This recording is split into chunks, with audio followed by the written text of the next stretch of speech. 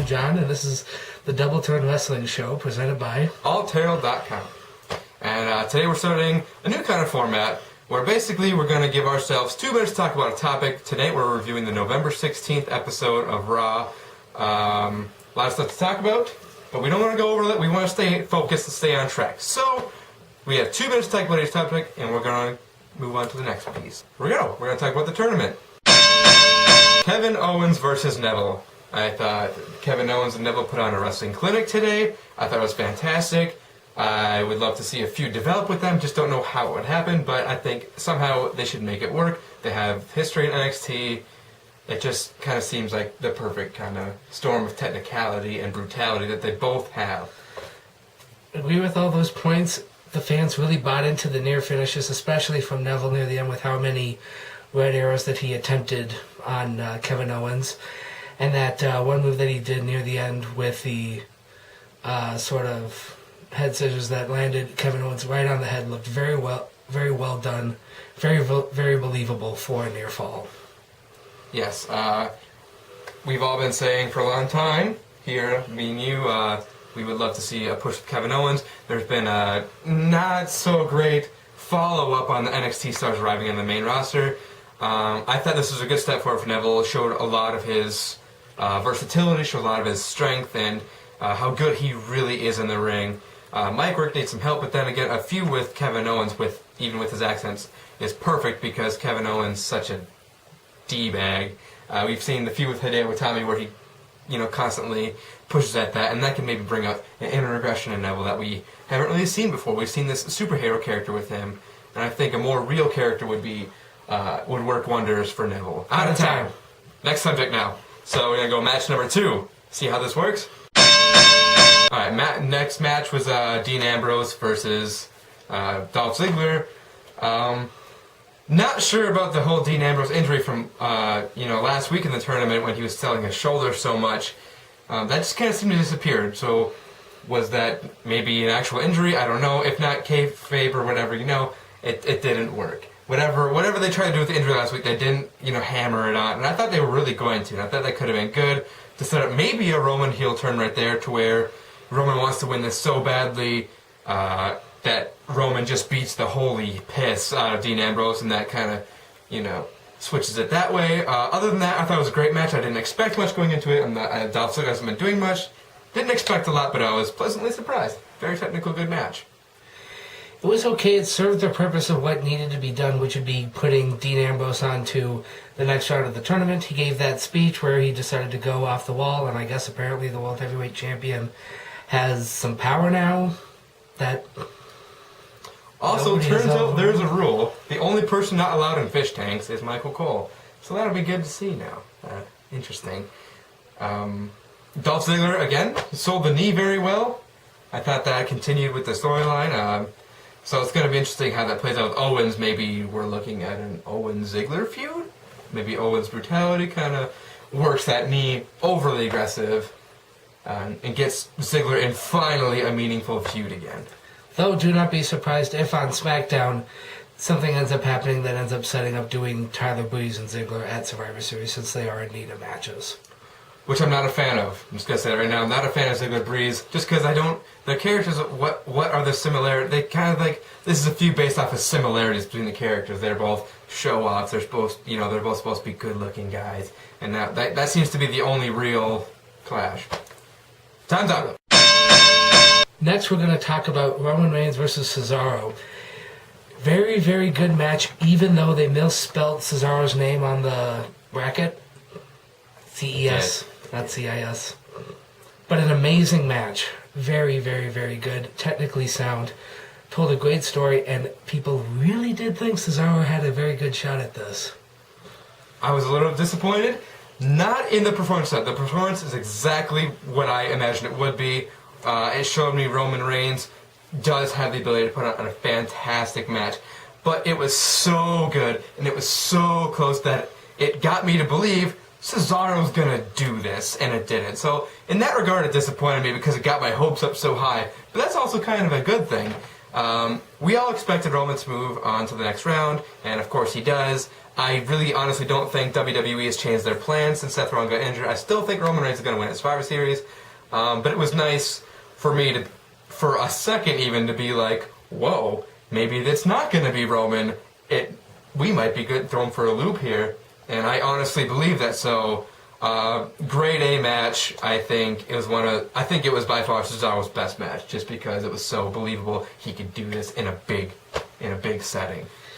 And the thing that was just most impressive as well, he showed the intensity and that elbow spot where he landed right on it. That looked like he legitimately fucked his elbow up.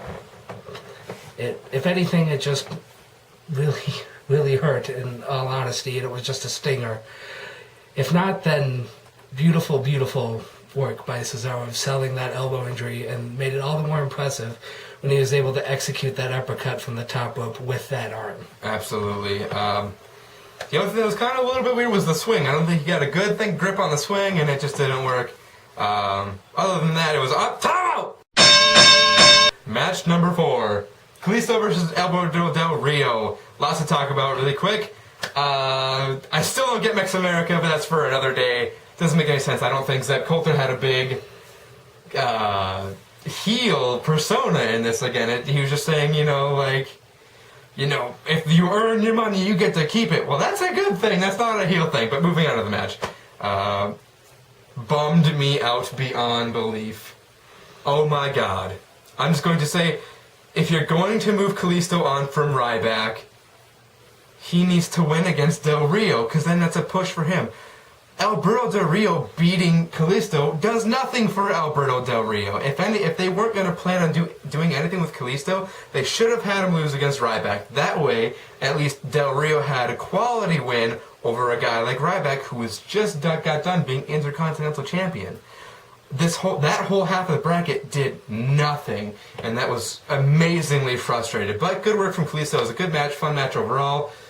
I just think the outcome did not make any sense. It didn't help anybody. And for the match quality itself, there were a couple botches that were pretty glaring. The one that was clearly supposed to go into a backstabber from Del Rio, that was totally botched and had to move on. And then the whole thing with the mask coming off and then Kalisto struggling to put it back on to the point where Del Rio actually helped him put it back on. Yep. Definitely took me out of the match, took me out of the story of the match, the structure of the match. And it also seemed way too familiar of the matches that Del Rio had when he first came into the WWE, attacking Rey Mysterio week after week after week. Yeah, I just feel this whole match feels like a missed opportunity. How they wanted Kalisto to be the next Rey Mysterio, and they didn't do that because they didn't give him quality matches, and now they make him lose. And it just, time out! Last subject of the day, we're going to be talking about the contract signing that was between Paige and Charlotte. Very gutsy choice to go with a Divas contract signing as your main event going into Survivor Series. Very, very gutsy. And for me, there were parts that worked and parts that didn't. It was well acted, well thought. It was the source material I had an issue. I don't care who signed off on this. If Charlotte said it was fine, if Ric Flair said it was fine, it just made me feel so dirty to watch them talk about the unfortunate suicide of Charlotte's younger brother. Anytime that's happened in wrestling history, I'm uncomfortable. When they've done it with Eddie, when they've possibly done it with Paul Bearer in the CM Punk Undertaker feud. It's never, ever made me feel good. It's never also made me want to hate the person that's bringing that topic into the feud. Just does not work for me. Same thoughts, basically. I just think, it harkens back to the days where, I feel like we're going to look back on this in a few years and go, remember when they brought up, Charlotte's brother who committed suicide? It's just the bad news. It kind of gave me feelings of Katie Vick, which I don't think we need to go into, really, but it's just awkward, it's uncomfortable. I feel like it's too far. Just didn't do a lot for me, and Charlotte didn't look that upset by it. Yeah, they fought, but it didn't seem like it didn't. Still felt like she was acting, even though that was a very personal thing in her life. It still felt like as if she was forcing to be mad. So the payoff of the fight, right before that it was, you're not even going to get out of this ring if you talk about my dad, then you talk about my suicide brother, and now it's... Time up! And now, final thoughts. Overall, the show started off fantastic. Started off very promising. First half, great. Up until, unfortunately, when my boys The New Day came out, then it started to go downhill. That match and beyond was just kind of a waste to me. I'd say average show, combining a great starting off and a horrendous ending. Awkward structure. I just don't understand the idea of putting Roman and Cesaro before a Divas contract signing, especially when, Roman and Cesaro main event, obviously. Thoughts? The one thing the show definitely seemed to be was a tale of two shows. The first half, very strong. Definitely was building up the hype for a Survivor Series. You got the Undertaker Wyatt thing out of the way, which we didn't even get to. And you had these strong matches right in the front. It almost seemed like in the second half, WWE was watching ESPN on a little screen and was going, wow, this Monday Night Football game's looking really nice. Maybe you want to switch to that. It definitely seemed like the quality went down. I'm interested in seeing what the ratings are going to be, because I would not be surprised if there's a decline. Deep drop. So yeah, that was it for this week's Raw review on the Double Turn Wrestling Show. Please subscribe, share, comment below. What are your thoughts? That's it. So thank you for watching. Again, subscribe. And also visit allterrell.com while you're at it.